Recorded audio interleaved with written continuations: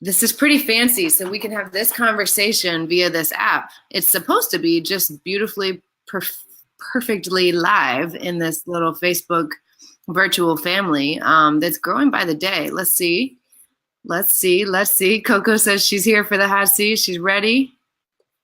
And let's see if we can see it. Coco, can you see us? I see we've got 2 viewers. Mm-hmm. Interesting. So you can see that? I can see it says live and it says 2 viewers. There's a team chat on the left. I mean, it's just that your screen, it kind of looks like your screen is perpendicular to everything. That's so interesting. Oh no, it looks like we're live. Yeah, I can see it. We're up there. We're good. We're good. I'm sorry that it's not showing up for you, but maybe the universe just doesn't want you to see. I'll post and say out loud what comments come to us. I see Coco. Okay. It says comment from Facebook live users. We've got 3 viewers live. So welcome everybody. Welcome to this week's Spark Seat. I am so thrilled to have you all here. Man, it's been a long, amazing day already, and I am so thrilled. Uh-oh. We lost Micia Mosley. Uh-oh. See, technology has been such an interesting force today. She's coming back. I'm a believer. She can see us both. Can you see me? You disappeared for a second. Sorry about that. I'm back. Okay. You're back. You're back. All right. So we've got 3 people here. I can tell Coco, Lizzie, and somebody else. Be Live is being funny today, but that's all right. So we're here live to have an amazing conversation with this incredible human being. I'm so honored to introduce you all to Micia Mosley. I'm going to tell you a little bit more about Micia. And as always, if you're watching us live, engage. This is a conversation. And if you're watching the replay, put team replay and let us know your thoughts. The spirit of this Facebook group is to just have a live conversation about what it means to be a courageous leader right now during these times. And I can't think of a better person on Teacher Appreciation Week to have in this space. Micia Mosley is the founder, executive director of the Black Teacher Project, which is an organization that is phenomenal. They recruit, develop, and sustain Black teachers for schools across the United States. Their goal is to create an effective learning and teaching force that reflects the diversity of Black people in this country. Their premise is that Black educators offer indispensable insights into the lived realities of navigating schooling institutions, as well as into the social structures of the United States. Therefore, every young person, regardless of their racial or ethnic identity, can benefit from the influence of highly effective Black teachers in their life. Their vision is that all children will have access to a well-trained, well-supported Black teaching force. And Micia Mosley, PhD, Dr. Mosley, founder and executive director, has dedicated her life to helping students reach their full and creative and academic potential. She's a teacher, an analyst, a product of public education. She designs custom reform strategies that help educators and administrators increase equity while maximizing school performance. Mosley brings a wealth of classroom experience into her work, infusing bold strategies with real-world approaches that understand the burdens faced by educators and administrators. And it is just an honor to call you a friend, Micia. You are a delight and a light of love and joy in the world. So thank you. Thank you for being here. Thank you for having me. I appreciate it. Yeah, absolutely. Beautiful. So we hear people are saying shine bright. Stephanie's here. Coco's here. There are a lot of comments. Let me see if I can pop some up. For some reason, they're not showing y'all's name, but can you see any of this now, Micia? Sadly, no. Sadly, no. That's all right. You're here. You're here. You'll get to the replay. But yeah, let's dig in. Let's dig in. So the first question I always ask is, given what's going on and given today on this moment, how might you describe your definition of courageous leadership and what it means to be a leader during these times? Great question. First, thank you for having me. Thanks to folks who are tuning in and joining us today. I'm excited to become a part of this community. When I think about courageous leadership, I think about the idea of courage. I think about them the teacher in me is like, let's separate the phrase and, how does it pan out for you? And there's a way that today you have to be aware. Courage is relative to your knowledge of fear, discomfort, concern. In my opinion, there's some way that I believe that we have to recognize the context of the time that we're in. So the re-articulation of white supremacy in a way that takes it from kind of under the covers, behind the scenes, whatever level of comfort we may have felt under the Obama administration, even with Black people being killed in the street, part of being courageous.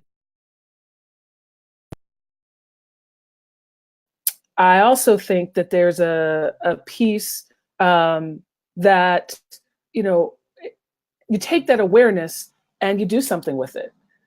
You step out. So for me, courageous leadership is understanding the context and acting from a place of values, acting from a place of authenticity, acting from a place of power, and recognizing that not everyone's going to like you, not everyone's going to support you, but knowing in your heart of hearts that you've been thoughtful and considerate and are moving towards a vision that you hold.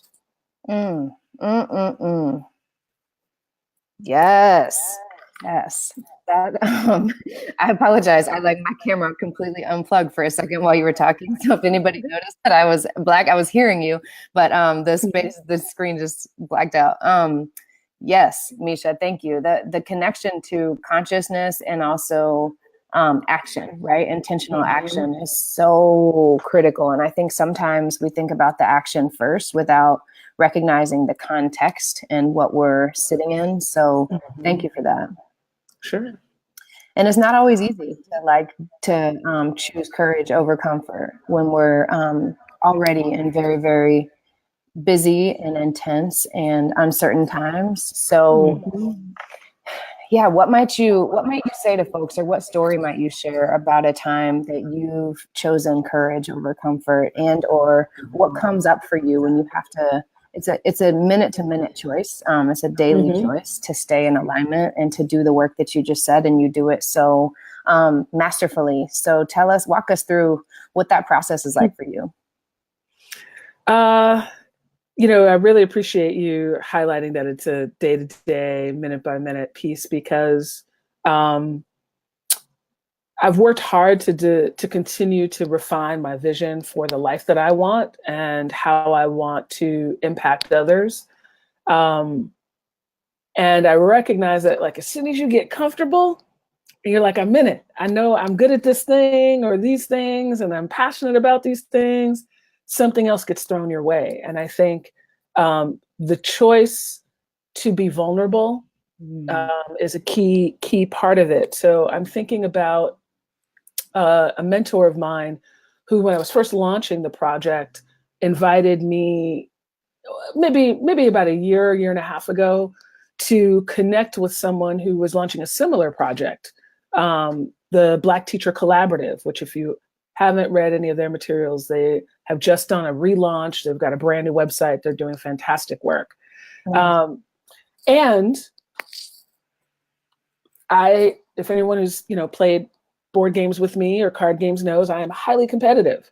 And so I'm that person that when I heard that, it's like, oh yeah, I'll talk to those folks, but we're going to do our own thing and figure our own thing out, and then we'll come together. And I found myself resisting making a community connection with people who are clearly passionate about supporting Black teachers. But because we were launching around the same time, I let my concern get the best of me for I think too many months. We initially connected, and then there was a long gap between our connecting again.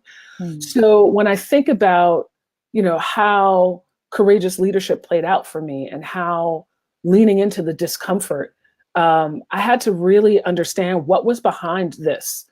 Where was the feeling of competition instead of cooperation? Why this sense that, well, if I'm doing something for Black teachers and somebody else is, that we shouldn't talk, or whatever logic I had going on. What I recognized in retrospect was I've been conditioned to be in a place that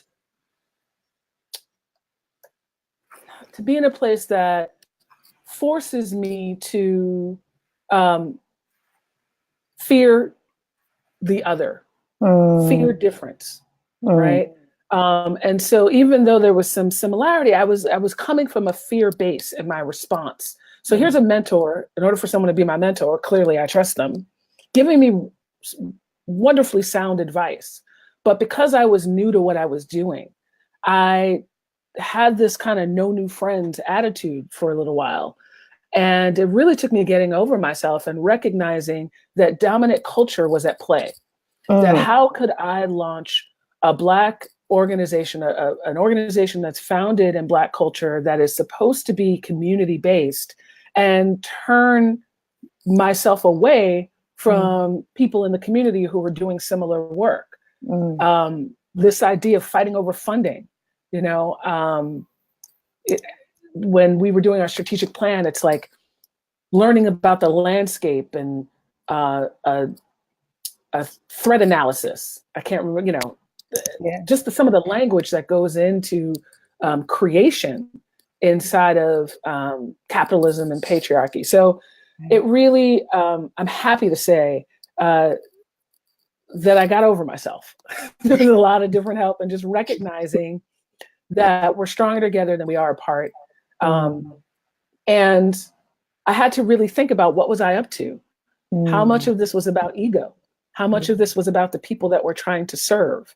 What was getting in my way? So a lot of introspection and vulnerability to be able to name to people in my close community, to the folks at the Black Teacher Collaborative, to say like, hey, I was going through some things, and I don't want to operate that way. And as we launch our organizations, we both talked about being models of what it means for us to share similar space and to build in cooperation. So I was mindful of just also the racial implications of how Black people and Black communities are pitted against each other. And I just fell into the trap. And I'm glad I got out of the trap quickly, but it took me really reflecting on, who am I, what am I about, and what is driving the decisions that I'm making right now? That was really, really profound, Micia, I think, because you just modeled exactly what you said courageous leadership was, right? It takes so much vulnerability to be that transparent, and it takes courage to admit times when we've gotten caught up in certain patterns, or like the way you describe it, dominant culture. And I think especially as women, you could look at that from an intersectional lens. Like, I think when people are clawing to get a seat to a table, then you've only been conditioned to know no other way. I mean, you're right. With the business strategy, I found myself so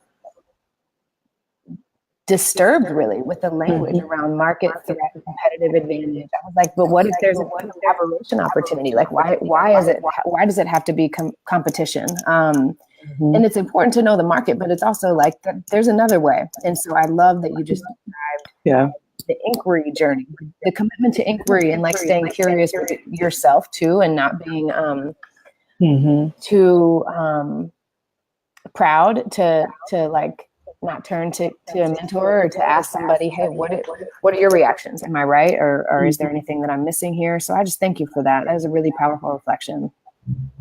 Definitely. And how does it look for you on the daily? Let's dig into like, what does it mean? What does it mean? Like, let's just keep it real, because I think it really is, to me, it comes down to integrity a lot of times, right? Like, it's a constant check. SPARK is an acronym: show up, pause, like really pause, check in with yourself, listen to yourself first, listen to others, ask, be intentional, show curiosity, R, respect diversity, K, kindly conflict. And every day I have to ask myself, am I doing, like, literally when I wake up in the morning, how am I leading with my spark? If this is my movement, what is mine to do today? And how do I check in with myself at the end of the day? But I'm curious to hear what your just kind of practices are. How do you what do you work toward? Because those are courageous leadership for me as a daily aspiration. Right. Yeah, no, I appreciate that. I was laughing because, I think about daily practice and what the power of daily practice and what comes of it. And I think one of the ways I approach being able to be a courageous leader, being able to live into my vision, is the community I surround myself with. I'm really thoughtful to, as much as possible, work with my friends. Anyone who knows me, I'm like, there's no secret about it at this point. All the jobs I've held over my career, I've mostly been in some version of wanting to work with my friends or being able to.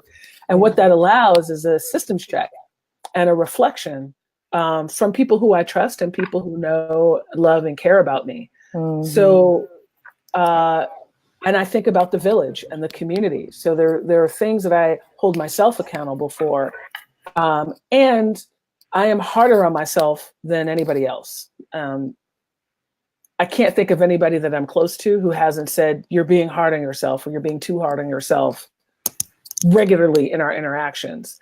And I, spend lots of time and money and therapy and in community trying to unpack that.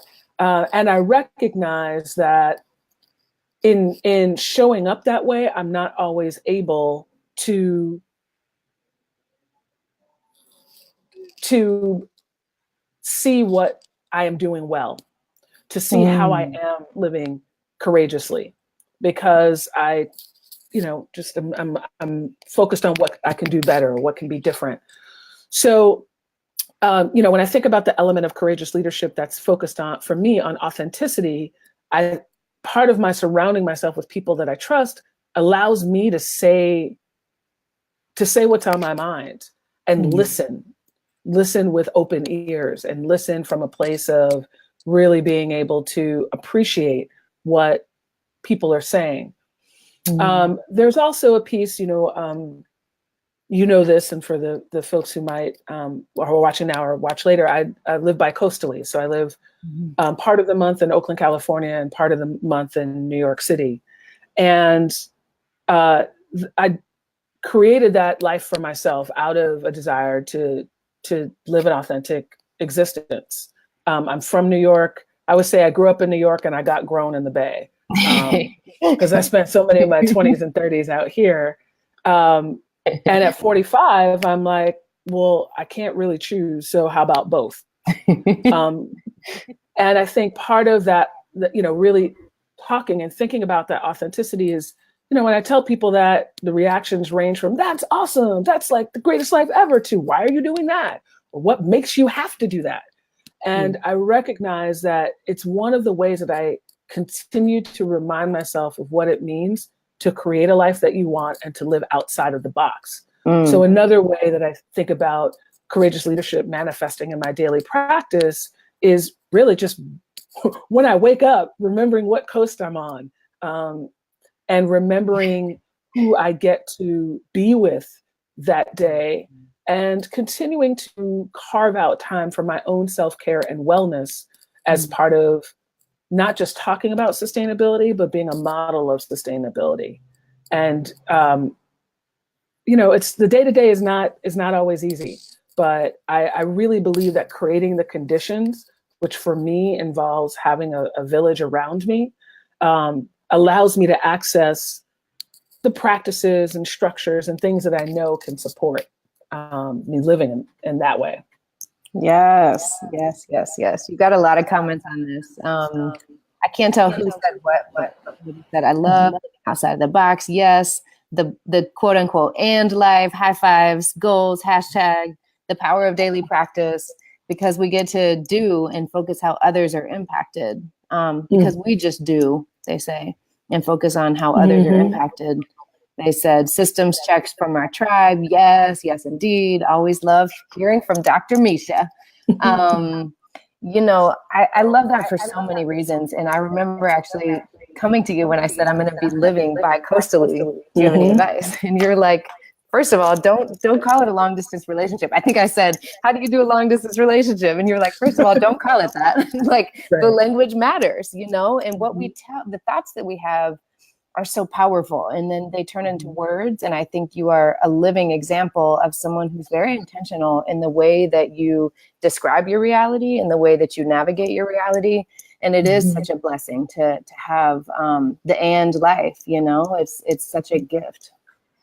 Mm-hmm. I learned from the folks at the People's Institute for Survival and Beyond who do the Undoing Racism workshop, this idea, but the difference between being dichotomous, the either or diurnal, which is the both and. Ooh. And a diurnal lifestyle and approach is what I've been living. Am I an educator? Am I a comedian? I'm both. Where do I live? Both places. You know, I tell people who have, you know, many kids, which of your kids do you love? Oh, all of them? Okay, so you understand. You get how this works, right? Yes. And so just the opportunity to think about what becomes available when we have an inclusive approach. And it doesn't mean everything, you know, it's always a both or many and. You do want to have some boundaries, but I think just having a default that you don't have to choose one in lieu of the other. Right. That you can actually